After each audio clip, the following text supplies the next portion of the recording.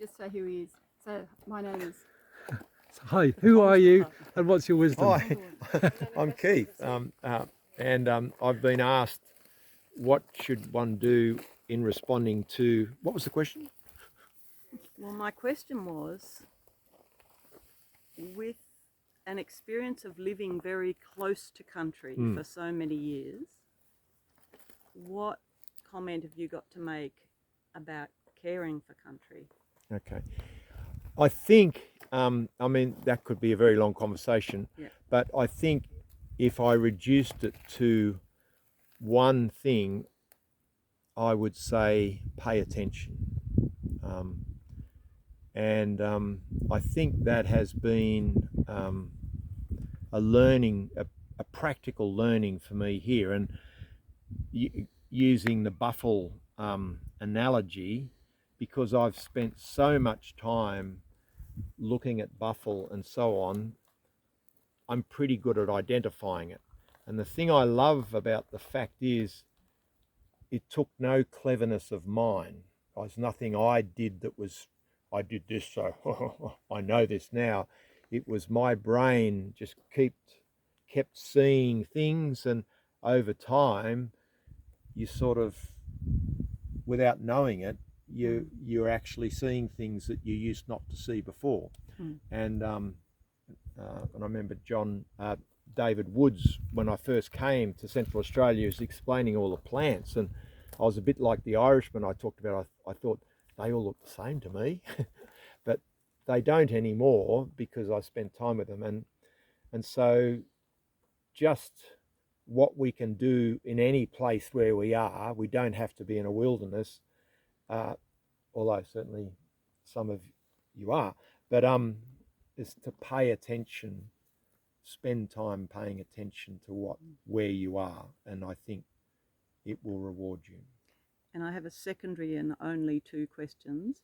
You have changed over your time of being here, your relationship with country. You know, we used to talk in the early days of you buying the property and stuff. Could you just make the comment about how you now view your relationship with country?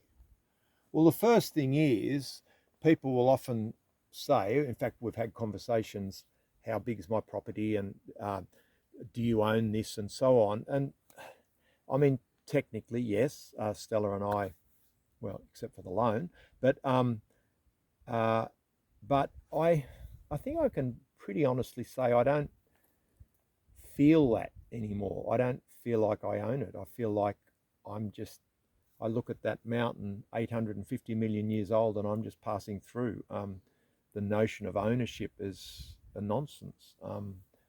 And so I think for me, that has,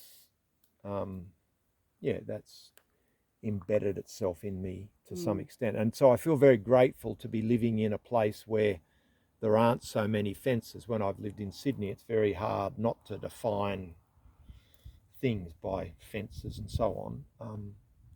But yeah, and you see some sort of caretaker, is that your word? Well, I would see myself as land... a caretaker here, and I speak carefully with the Aboriginal mob who is it's their country, and they're happy with me, which means a lot to me. That I told them I'm doing this stuff, and they talked about not being able to go up on the mountain, not them, but and I went and spoke to them. I said, does that mean I can't go up on the mountain because I've been doing stuff on? And they said, we know what you do, Keith.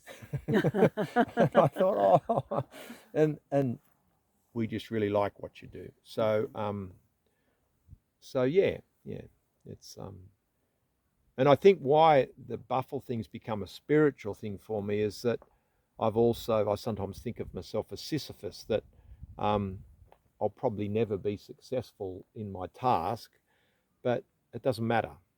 I'll do what I do, and if it's helpful, I look at it and I know I look at that little hill over there and all of the plants that used not to be there. But at some point in time, I'll have to let it go, and I'll leave it for its own devices, and I'm mostly okay with that.